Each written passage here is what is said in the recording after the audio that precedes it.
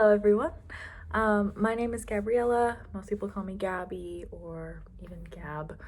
And my intervention of choice is dance therapy. I was gonna do all of the creative arts therapies, but it would have been a very long paper if I wanted to dive into them as much as I really do. There's a special place in my heart for creative arts therapies. I hope to eventually be able to get certified and get my or get my degree in also creative arts therapy or dance therapy, to have the ability to incorporate it in my day-to-day professional practice. I do currently work a lot with movement and with music. So I have a little bit of dance movement therapy and a little bit of music therapy kind of intertwined with the movement that I do with different groups. That's anywhere ranging from children ages 2 to 5, teens, older adults, senior citizens. Yeah, I'm all over the map with movement. But so without further ado, I'm going to do a really brief overview and kind of intertwine my demonstrations. I had a really hard time finding a partner to do this because I'm always alone or really, really busy. I'm always in the car, so it felt really difficult to get coordinated with someone to do this project. But thankfully, my fellow intern friend that's also at my internship placement was able to help me with this. So it is two brief little exercises on how to utilize different techniques and strategies. We focused more because him and I work a lot with kids together at our internship. We just utilize some of the things that we've done with the kids that really get them excited, really get them all included, and give them an opportunity to be independent while also getting the group together. So really quickly, let me run down on dance therapy for anyone that's like, what is dance therapy? I've never heard of that. So dance or dance movement therapy, which is more widely known, professionally known, is a form of a creative arts therapy. It's a form of utilizing your body, your rhythm, connecting the whole mind, body, soul movement to heal and to work through really difficult emotions, really difficult situations. I've seen it done in several different places. It's very adaptable. It's really, really easy to ebb and flow and fix the structure of what it is, because the structure is what the population needs. So while movement might look like this for some people only have the range of their eyes looking left to right, or needing to work on the mobility of their hands. So if a lot of the older adults that I work with have difficulty grasping, they're losing mobility slowly. So we have medicine balls just for them to work on picking up or even putting their hand around, trying to see how wide or small they can open and close their hands. Small things like this with music playing in the background, really releasing any tension, releasing any stress, releasing any pressure, because a lot of people hear dance therapy and they think that we're going to be doing some really difficult choreography or you have to have some kind of skill. There's no skill, no judgment, no nothing involved in this other than your willingness to participate and showing up for yourself as you would any form of therapy, individual, couples, group, whatever it is. And this can be offered in a variety of places: hospitals, treatment centers, in the house, over Zoom. I've been doing a lot of really cool like web classes, like little web seminars on dance therapy, and dance therapy specifically also in the vicinity of the square of a Zoom meeting, and how incredibly adaptable it is. It is what you make of it, and it is what you need for it to be. It's really, really an incredible, incredible form of therapy that is different and doesn't always have to be verbal. I think that's something that a lot of people might need when they have difficulty working through their words, speaking their feelings, speaking their truth, accepting behaviors, accepting situations, and being able to move through even just placing yourself, similarly how family sculpting is, placing yourself in situations and moving through to the next movement, maybe holding that really difficult place can bring up a lot of emotions, moving through how you moved through the trauma and what choices that you made to get to the other side, and maybe what choices you could make differently next time, or choices that you did like that you want to repeat again. It's always different based on why people are going to these sessions. And I'll give an example. I used to work at an eating disorder treatment center, and yoga and dance were both offered. And because I worked there, I was allowed to shadow and participate, and also had to monitor the wellness of people and make sure they weren't overexerting a lot of their energy. And a lot of exercises and different stretches even were the language was used in a way not to shame, not to pick apart one's body and what it can do and what it can't do.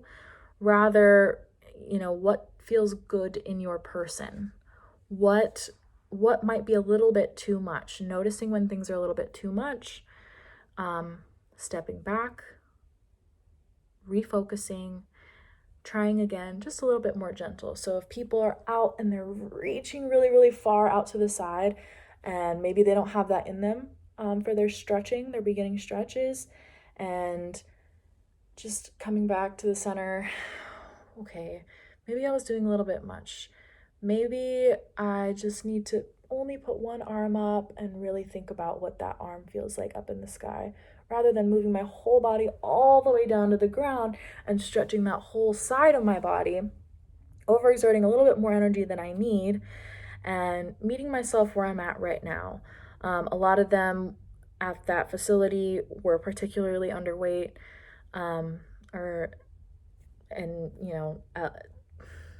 underweight and in need of gentle exercises.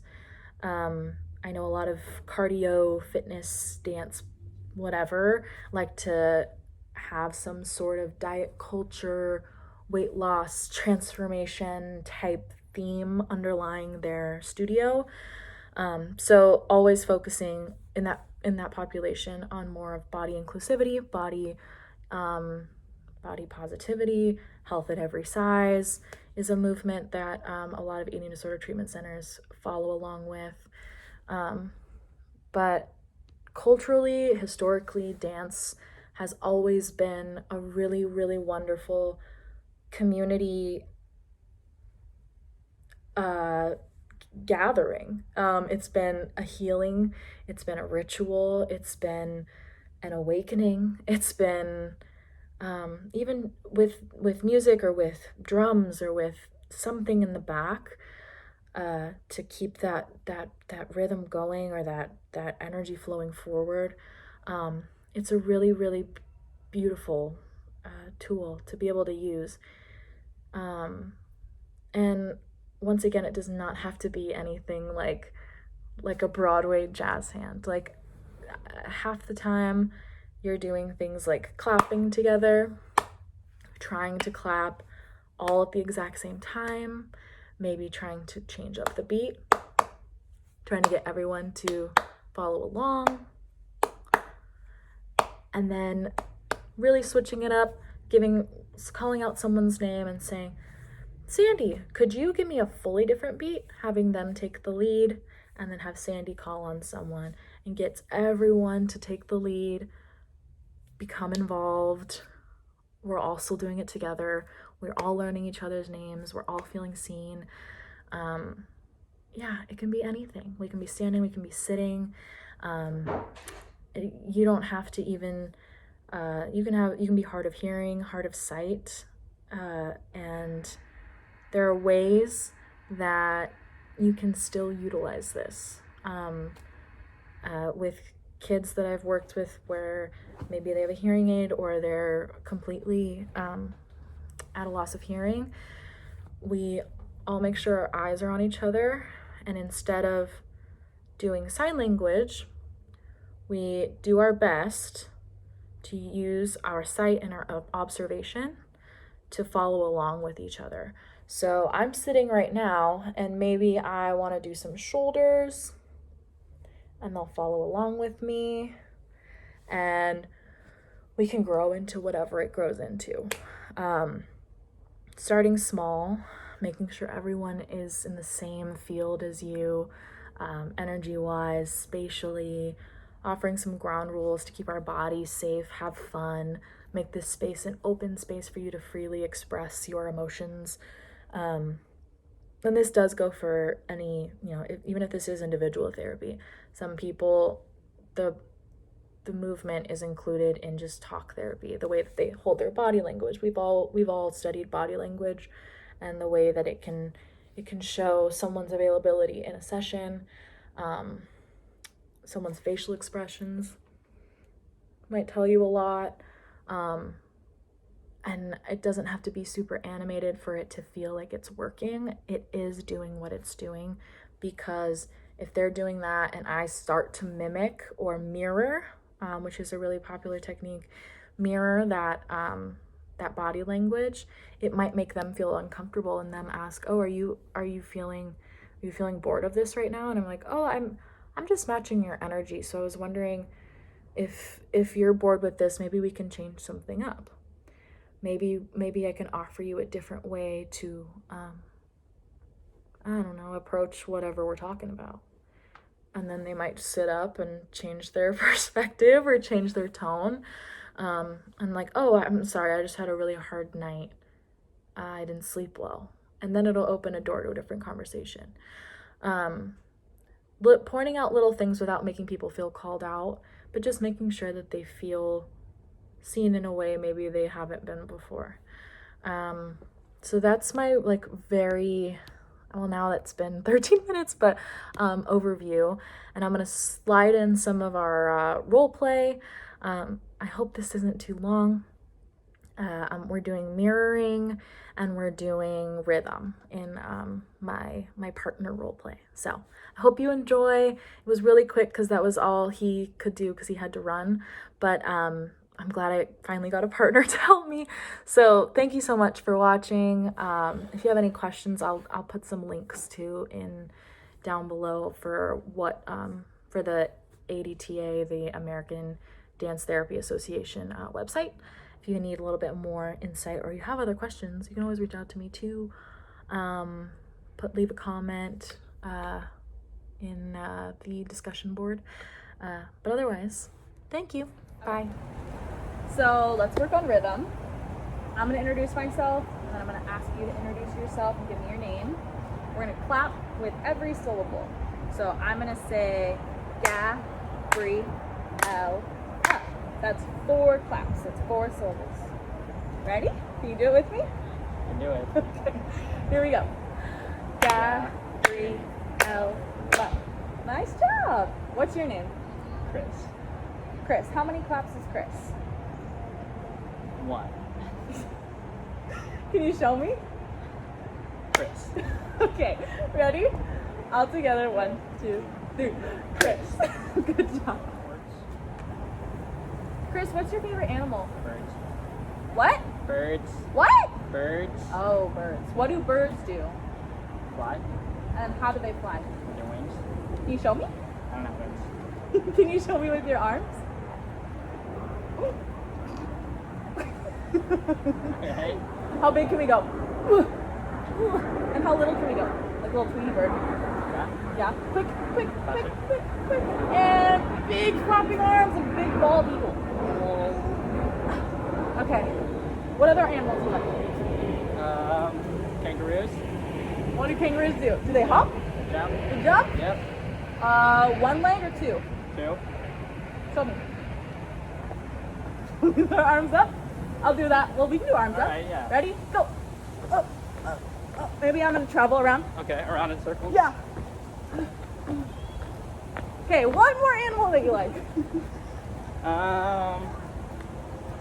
Bear. A bear? When I think of a bear, I think of bears making like noises. Okay. So we're gonna make big giant bear steps. And if you want, you can roar. I know we're out in public, but we can make a little bit of noise. Ready? I'll roar if you roar. Okay. And go.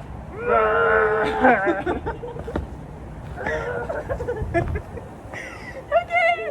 That's some basic mirroring while also offering choices and options to the person or the group that you're with.